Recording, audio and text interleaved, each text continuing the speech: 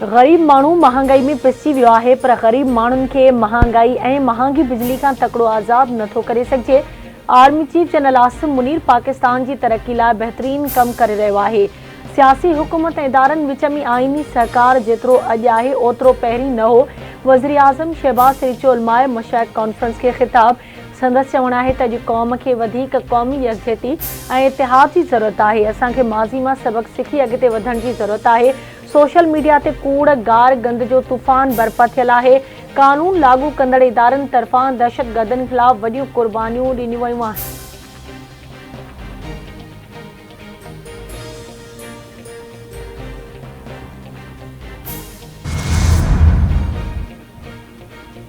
सदर आसिफ अली ज़रदारी क़ौमी असेंबली ऐं सेनेट में मंजूर करायल इलेक्शन एक्ट तरमीमी बिल 2024 ते सही करे छॾी। सदर जी सही खां पोइ इलेक्शन एक्ट तरमीमी बिल 2024 गज़ट नोटिफिकेशन लाइ सेनेट सेक्रेटरी उमाणी वियो। तरमीमी बिल जो गज़ट नोटिफिकेशन अॼु जारी कयो वेंदो। तहरीके इंसाफ़ इलेक्शन तरमीमी बिल खे सुप्रीम कोर्ट में चैलेंज करे चुकी आहे।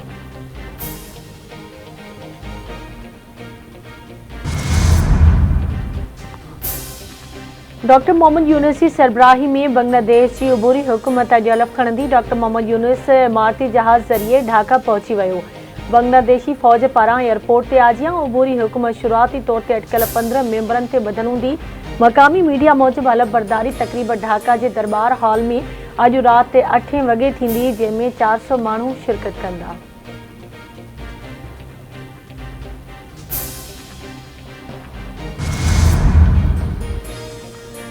मीरपुर माथले जे शहीद सहाफ़ी नसरुल्ला गदाणी जे क़त्ल में असगर लुंड ऐं बरकत लुंड मुलवस आहिनि। शहबाज लुंड, नूर मोहम्मद ऐं अब्दुल्ला लुंड क़त्ल जी साज़िश कई, जंहिं बाद सहाफ़ी खे क़त्ल कयो वियो। जांच ऑफिसर सिराज लाशारी अदालत में जांच रिपोर्ट पेश करे छॾी। जांच रिपोर्ट में चयो वियो आहे त PPM ने ख़ालिद लुंड जे मुलवस हुजण जूं के साबितियूं नाहिनि मिलियूं, तंहिं करे जांच में खेसि बेक़सूर करार ॾिनो वियो। केस में दहशतगर्दी जा कलम ख़तमु कया विया।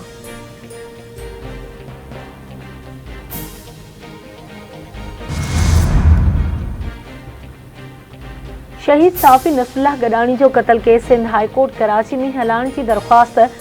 शहीद साफ़ी जी अमड़ पठाणी मूजिब मातहत अदालत में जवाबदार धुर जा माण्हू खे नचण नथा ॾियनि। रस्ता रोक कई पई वञे। असांखे जान खां ख़तरो आहे, तहफ़ुज़ फराहम कयो वञे। अदालत शहीद साफ़ी जे घरभातियुनि खे तहफ़ुज़ फराहम करण जी हिदायत कंदे 7 ॾींहंनि अंदरि SSP घोटकी खे रिपोर्ट पेश करण जो हुकुम ॾेई छॾियो।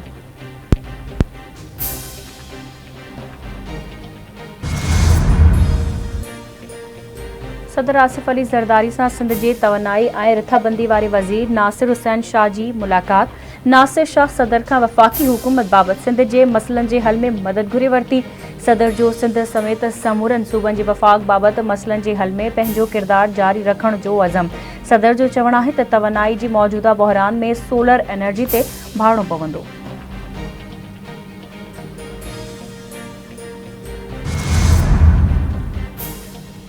इस्लामाबाद ऐं रावलपिंडी में तेज़ बरसात, नदी नालनि में पाणी जो चाढ़। तूफ़ानी बरसातुनि जे नतीजे में नाला लेह में चाढ़ अची वियो। पाणी जी सतह 22 फुटनि खां वधी वई। ग्वाल मंडी वटि नाला लेह में पाणी जी सतह बि ख़तरनाक हद ताईं पहुची वई। फ्लड कंट्रोल रूम पारां अलर्ट जारी। अख़्तियारियुनि भरपासे वारियूं आबादियूं ख़ाली करण जो हुकुम ॾेई छॾियो। फ़ौज तलब।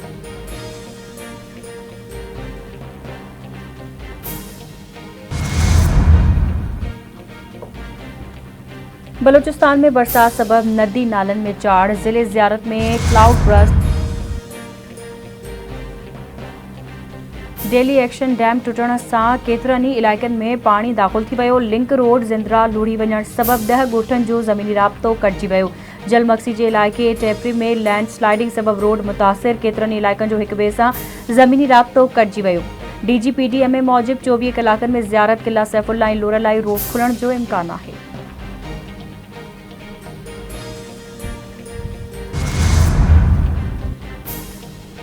सिंधु दरिया में पाणी जे वहिकरनि में वाध जो सिलसिलो जारी। गुडू बैराज वटि विचोले दर्जे जी ॿोर डिक्लेयर कई वई। गुडू बैराज वटि 24 कलाकनि दौरान 37,000 क्यूसेक पाणी जी वाध। मथां वहिकिरो 3,49,611 क्यूसेक, हेठां वहिकिरो 3,36,538 क्यूसेक रिकॉर्ड कयो वियो।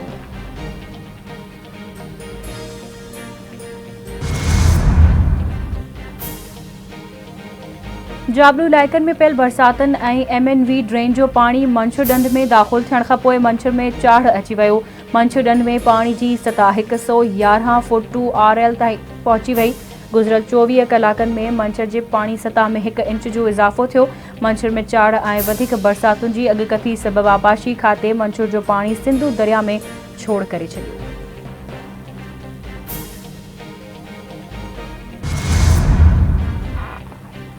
भिटशा वेझो रोहिणी कैनाल खे लॻल हारे खां पोइ आबपाशी वज़ीर जाम ख़ान शौरे सख़्त नोटिस वठंदे आबपाशी खाते जे 4 अमलदारनि खे मुअत्तल करे छॾियो।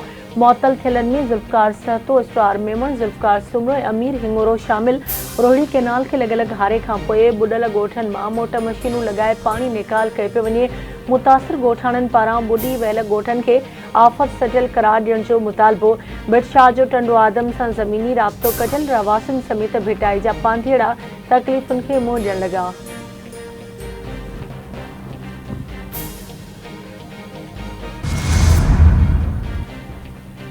भिटशा भरिसां खंडो, भाणोट, सेखाट, खेब्राणी समेत केतिरनि ई ॻोठनि वटि सिंधु दरिया में चाढ़ अची वियो।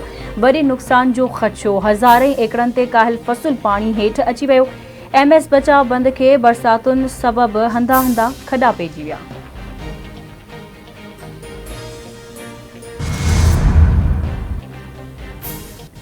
नबीसर थर वेझो हाकड़े ढोरे में पाणी ओवरटाप थियण खां पोइ 20 खां वधीक ॻोठनि में दाख़िल थी वियो।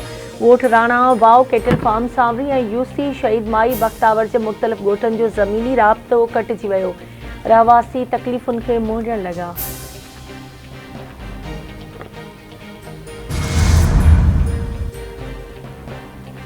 कराची में ईंदड़ 24 कलाकनि दौरान किथे हल्की किथे तेज़ बरसात जो इम्कान। मौसमियात खाते मूजिबि घटि में घटि गर्मी पद 28.5 डिग्री सेंटीग्रेड रिकॉर्ड कयो वियो। वधि खां वधि गर्मी पद 32 डिग्री सेंटीग्रेड रहण जो इम्कान आहे। हवा में घिम जी शरह 81% रिकॉर्ड कई वई। सामुंडी हवाऊं 14 किलोमीटर फ़ी कलाक जी रफ़्तार सां घुली वयूं आहिनि।